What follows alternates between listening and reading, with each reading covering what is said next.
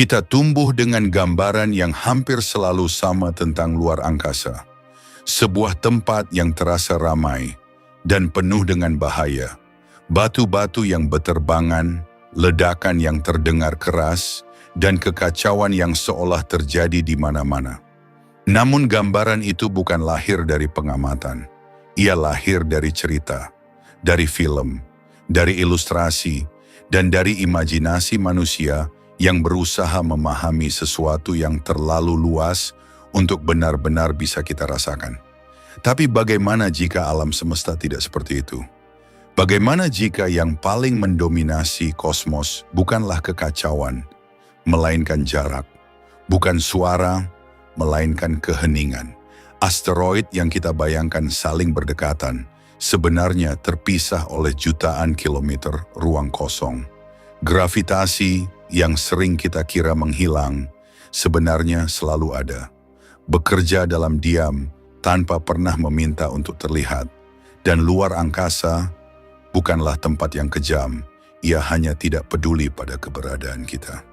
Malam ini mari kita tinggalkan gambaran lama itu, dan mulai melihat alam semesta sebagaimana adanya. Sunyi, luas, dan jauh lebih jujur daripada yang selama ini kita bayangkan. Ketika kita membayangkan sabuk asteroid, ingatan kita jarang datang dari pengamatan ilmiah.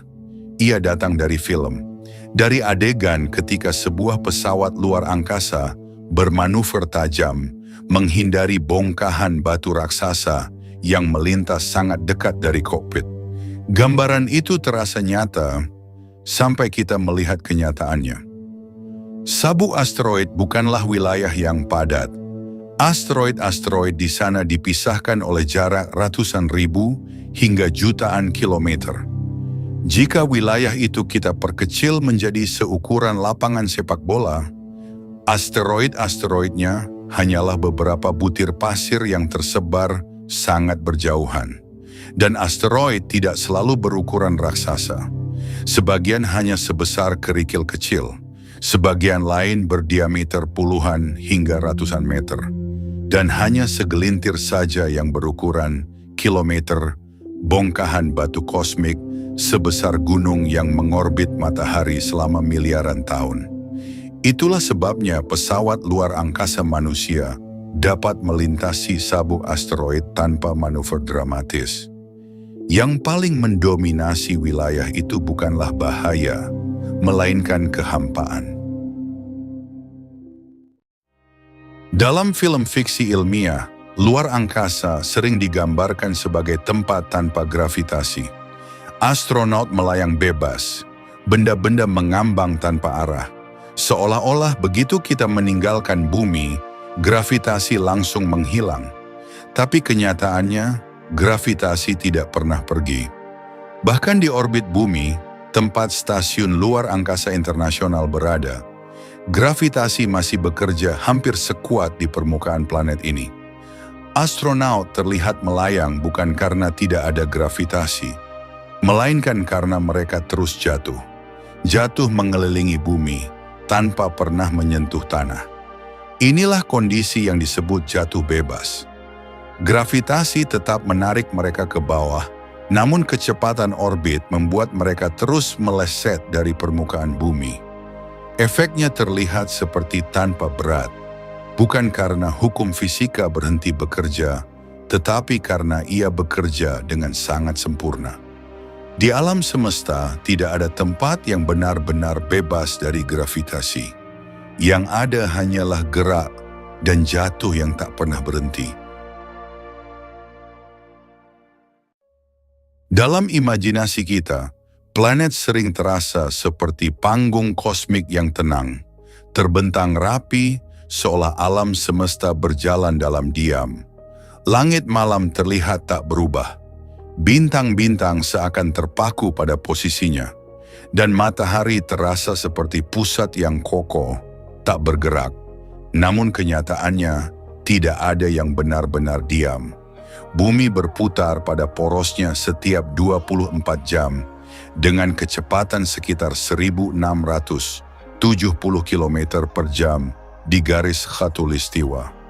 Ia juga mengorbit matahari dengan kecepatan hampir 107.000 km per jam.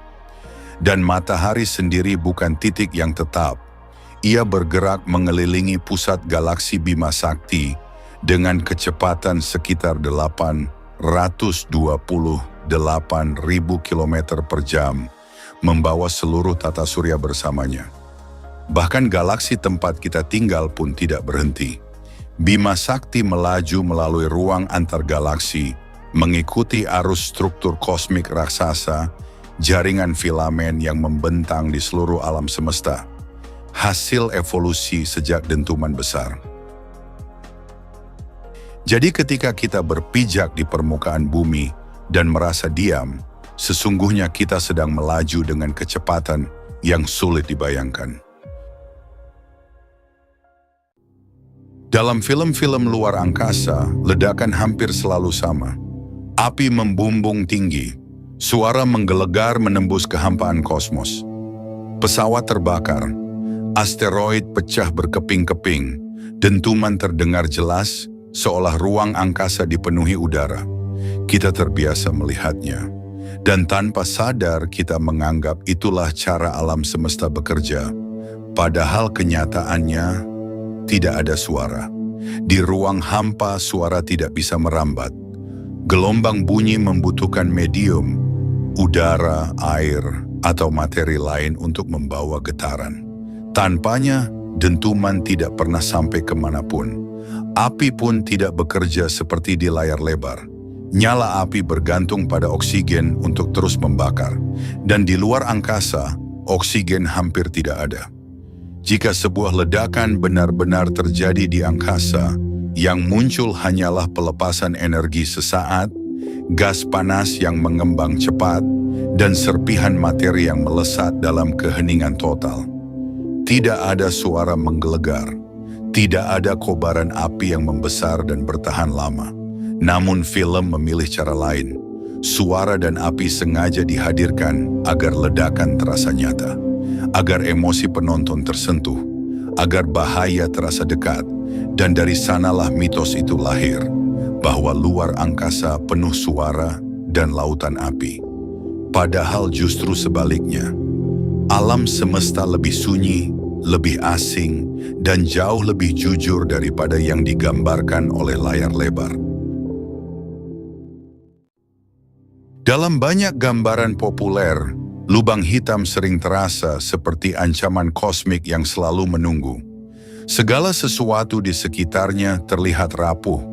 Planet, bintang, bahkan cahaya seolah perlahan tak berdaya. Kita terbiasa membayangkan lubang hitam sebagai pusat kehancuran.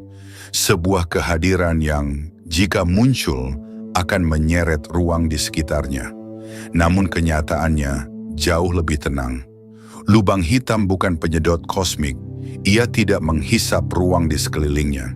Ia hanya memiliki gravitasi seperti bintang lain, namun dengan massa yang terkompresi ke dalam wilayah yang sangat kecil. Jika matahari tiba-tiba berubah menjadi lubang hitam dengan massa yang sama, bumi tidak akan terseret. Ia tetap mengorbit di jalur yang sama. Yang membuat lubang hitam berbahaya bukanlah keberadaannya, melainkan jarak. Hanya ketika sesuatu terlalu dekat dan melewati batas tertentu yang dikenal sebagai event horizon, tidak ada lagi jalan kembali. Lubang hitam tidak memburu, tidak mengejar, tidak mengintai, ia hanya ada. Dan alam semesta tetap bergerak, tetap membentuk bintang, tetap berjalan dalam ketenangan, bahkan di sekitarnya. Seringkali, ketika kita membayangkan planet layak huni, pikiran kita tanpa sadar kembali pada satu dunia, bumi, ukuran yang serupa, atmosfer yang mirip, dan air cair di permukaannya. Seolah-olah kehidupan hanya mungkin ada jika sebuah planet menyerupai rumah yang sudah kita kenal. Namun kenyataannya, alam semesta tidak bekerja dengan satu cetakan. Zona layak huni bukan tentang bentuk planet, melainkan tentang kondisi, tentang apakah energi, air dan kimia bisa bertemu dalam keseimbangan. Di luar sana, kita menemukan dunia yang jauh berbeda. Beberapa planet lebih besar dari Bumi, dikenal sebagai Super Earth, dengan massa beberapa kali Bumi, gravitasi yang lebih kuat, dan atmosfer yang lebih tebal.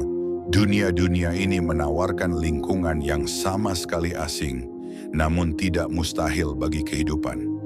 Salah satu contohnya, planet Kepler 452b mengorbit bintang yang mirip matahari dan berada di wilayah di mana suhu memungkinkan air tetap cair.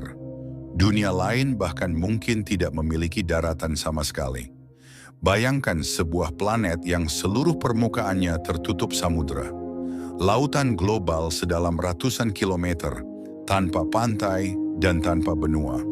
Kepler 22b dan K218b menjadi kandidat dunia samudera dengan tanda-tanda uap air dan atmosfer yang kaya akan hidrogen. Dan lebih jauh lagi, kehidupan tidak selalu bergantung pada cahaya matahari.